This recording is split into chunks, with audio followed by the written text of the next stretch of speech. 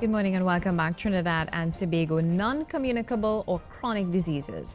These are diseases of long duration and generally slow progression.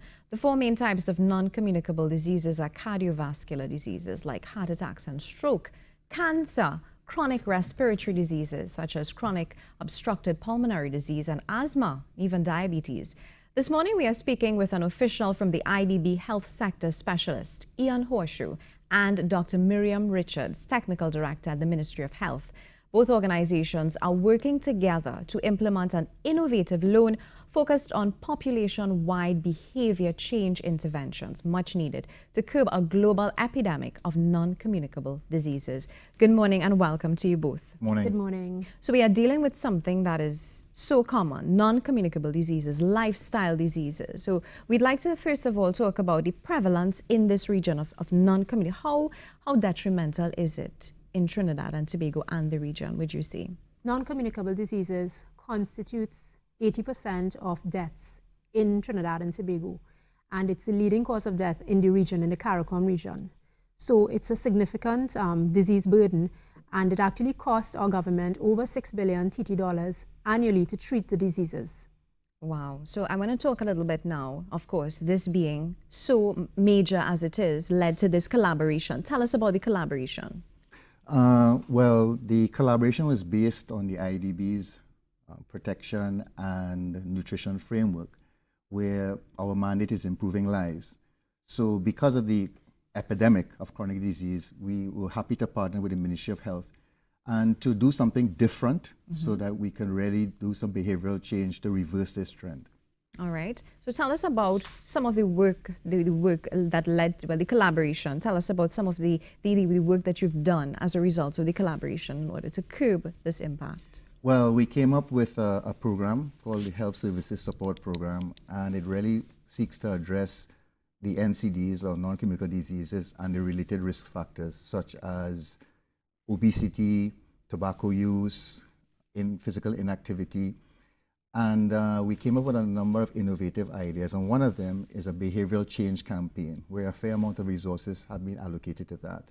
It basically will target various segments of the population and try to change the way they prepare their food, what they eat, and to encourage physical activity. But more importantly, we also want to measure. We'll form a baseline and then come back at the end of 5 years to find out whether we had any impact. All right, well, that is a huge undertaking as it is. Now, this behavioral change program is also educational, I would think. It is where you would provide information to the public, see how they respond, and monitor them. It's something that I know the Ministry of Health has been doing. So tell us about this collaboration and how it's going to supplement the work that is already being done at the ministry.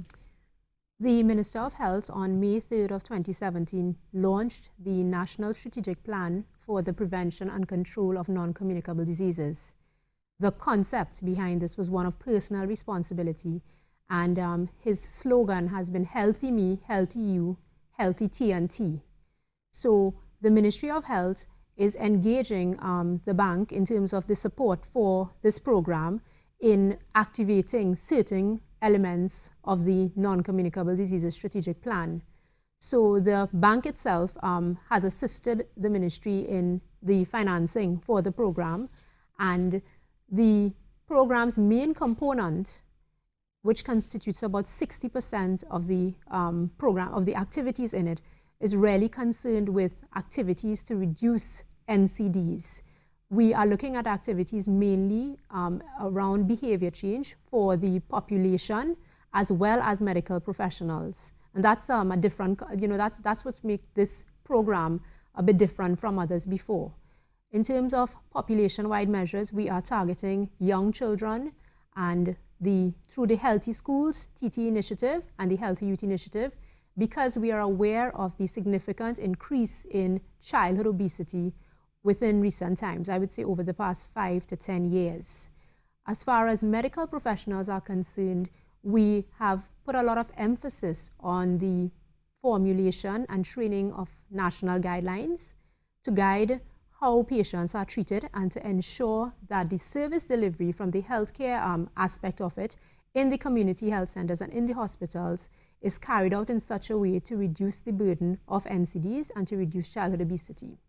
Now that's actually quite true, because I understand just recently a ban was placed on having soft drinks at schools. Yes. All right, and we know the impact that can have as well, because childhood obesity, definitely, that's where it starts.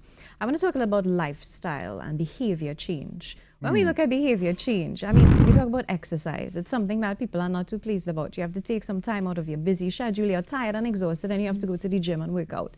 Tell us about how can we make this fit into our schedule? You know, actually, that's the number one question we get whenever we're interviewed about, you know, when do people have time? But it's a very simple formula. You have to make the time. Because if you don't, you'll be surprised how easily your metabolism changes. And then before you know it, you've put on a set of weight. So you really got to make the time. And it means, for a lot of people, it's also pre-planning.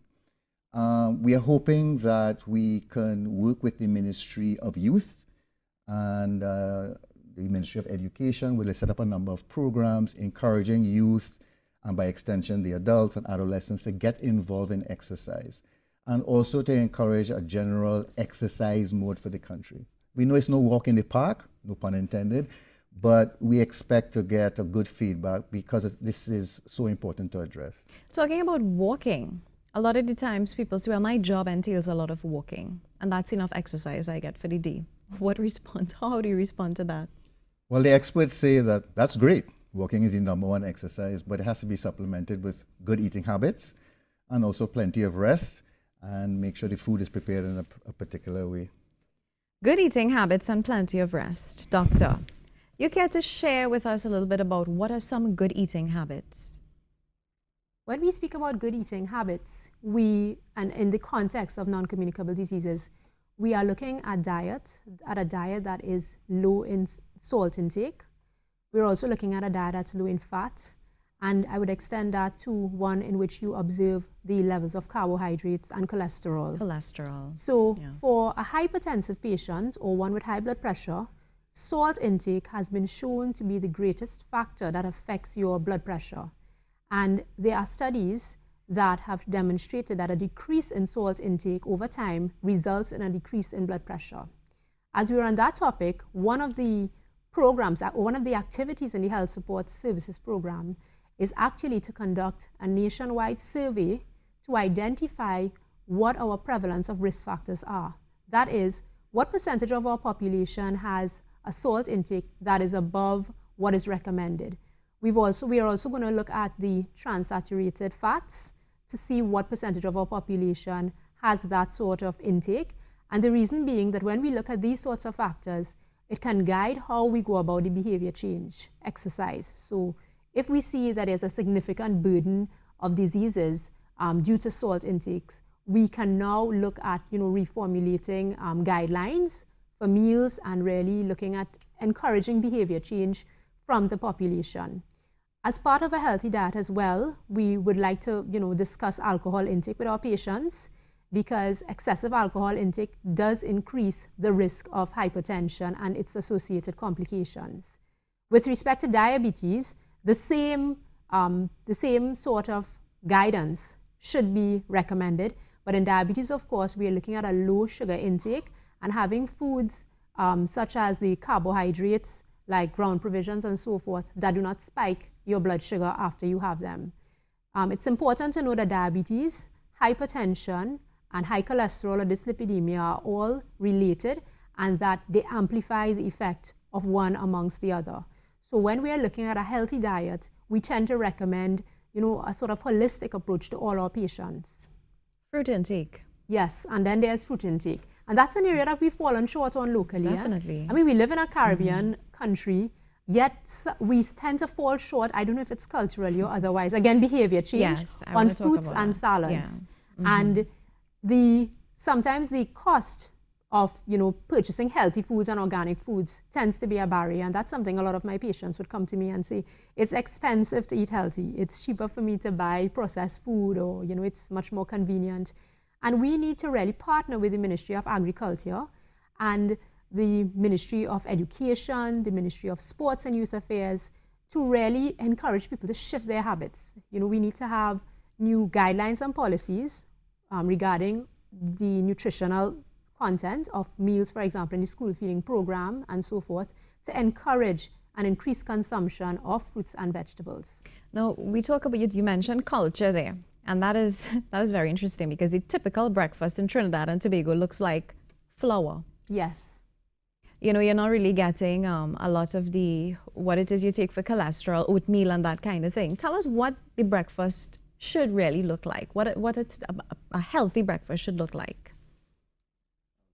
Yes. A healthy breakfast should be one that has, some sort of good carbohydrate or so in it. So we would recommend, for example, some protein in your breakfast. Yogurt is excellent. If you can tolerate the taste of Greek yogurt, which is of a higher protein content than regular yogurt, that would be excellent. You can put dried fruits in it as well. Right, and that's where you can get your dried fruit intake from. And the advantage of that is that it also assists in your digestive system. So with in terms of, preventing other issues and so forth, like colon cancer, we would also include proteins, and we'd also include like maybe 2 slices of whole grain bread. We try to stay away from advising people to have white flour and fried products. So we would advise people to stay away from the fried bake. And the doubles itself should be a treat once in a while. A treat. Because of the oil content Not and breakfast. the soil content. A treat. Privilege. So. All right, I want to talk a little bit about the collaboration. And I want to talk about this specific role that the IDB is playing in improving lives on a long-term basis, because you said this may take like 5 years or so. Tell us about that a little bit. Well, the program really sets the foundation to assist the ministry to build all the foundation blocks to address NCDs. So it really has 4 main components. As Dr. Richards said, we will be addressing NCDs squarely with interventions and also a Healthy Schools initiative, the behavioral change we spoke about, also developing a lot of national guidelines. The other component deals with human resources, where we want to address certain gaps, especially primary care health level, where we realize that screening and prevention may be just important or even more important than addressing the NCDs squarely. The third component really is quite interesting. We think it's a very innovative component, which deals with the basically electronic health record. What this means really is that a patient can visit any public facility and the record moves with the patient, where the doctor, the nurses would have access to the electronic health record. And if Ian goes, it's all the information on Ian. And if Ian goes to another facility, it's the same information and it's updated. This will indeed lead to a better clinical decision and a more informed decision, where the caregivers have a good idea of whether Ian is eating well, if he came in for hypertension, whether he has diabetes, etc. The final component also looks at what we call health facilities, to make sure that a number of our facilities, physical-wise, are NCDs compliant.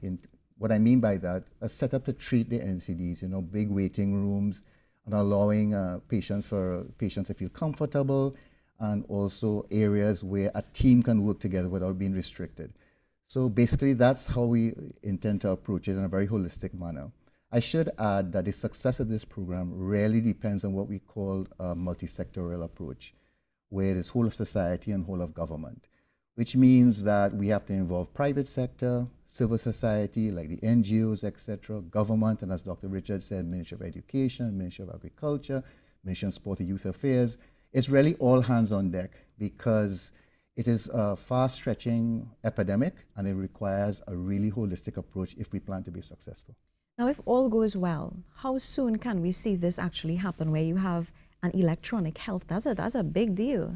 That's a huge, it's technology you're looking at. It's a huge investment financially. Yes, it's a huge investment, but the opportunity cost of not doing it is even bigger. Of course. So by the end of 5 years, we should have had a successful level where the electronic health record should be in most of our facilities, if not all. And the electronic health record will be the foundation module for even a bigger system. But like everything else, it's better to start small and build and try and tackle everything at once. So by the end of 5 years, we are confident that the electronic health record would be in place, if not in 100% of the facilities, close to 90%. This is really assuring, and I'm sure the public is looking forward to this happening. Indeed, it's great news. Thank you so much for being part of our program. Closing comments in our final minute. Anything you'd like to add at all? We would like to encourage the concept of personal responsibility, and we would like every citizen and every viewer to really take up our challenge, which is to keep ourselves healthy me, healthy you, healthy TNT.